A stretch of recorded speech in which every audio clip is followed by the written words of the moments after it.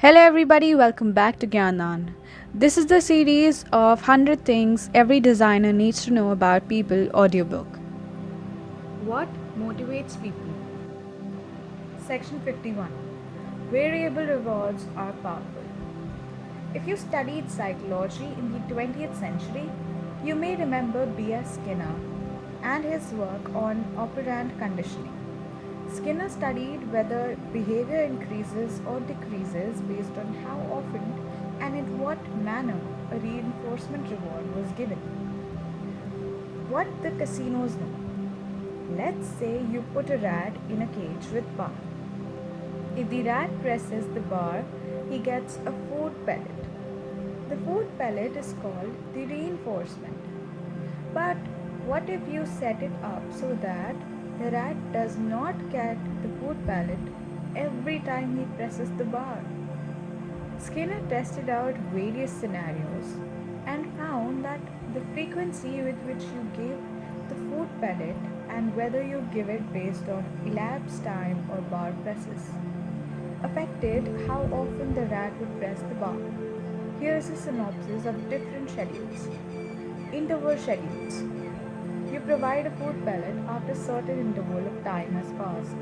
For example, 5 minutes. The rat gets a food pellet the first time he presses the bar after 5 minutes is up. Ratio schedules. Instead of basing the reinforcement on time, you base it on the number of bars presses. The rat gets a food pellet after every 10 bar presses. There's another twist. You can have fixed or variable variations on each schedule. If it's a fixed schedule, then you keep the same interval or ratio. For example, every 5 minutes or every 10 presses. If it's variable, then you can vary the time or ratio, but it averages out. For example, sometimes you provide the reinforcement after 2 minutes, sometimes after 8 minutes, but it averages out to 5 minutes. So altogether there are 4 possible schedules. Fixed interval. Reinforcement is based on time and the time interval is always the same. Variable interval. Reinforcement is based on time. The amount of time varies, but it averages to a particular time. Fixed ratio. Reinforcement is based on number of bar presses and the number is always the same. Variable ratio. Reinforcement is based on the number of bar presses. The number varies, but it averages to a particular ratio. It turns out that rats and people behave in predictable ways based on the schedule you're using. Figure 51.1 shows a chart of the kind of behavior you get based on type of schedule. Reinforcement schedules for operant conditioning. Fixed interval, variable ratio of fixed ratio variable intervals. Number of responses. The highest number of responses were in variable ratio. Operant conditioning fell out of favor. In 1960 and 1970s, operant conditioning was the theory at many university psychology departments around the world. But many psychologists from the other point of view, for example, cognitive or social psychology, were not fans and it fell out of favor after that. Other learning and motivation theories became more popular, and these days, operant conditioning gets maybe one lecture and a few pages in the textbook during a college introductory psychology class. If you haven't guessed it, I was trained in operant conditioning during my undergraduate work, and I am a fan.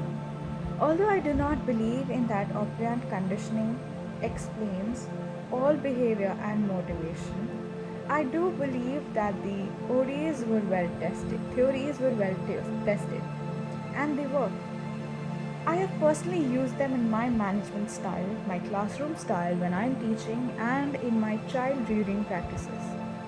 You can predict then how often people will engage in a certain behavior based on the way they are reinforced or rewarded.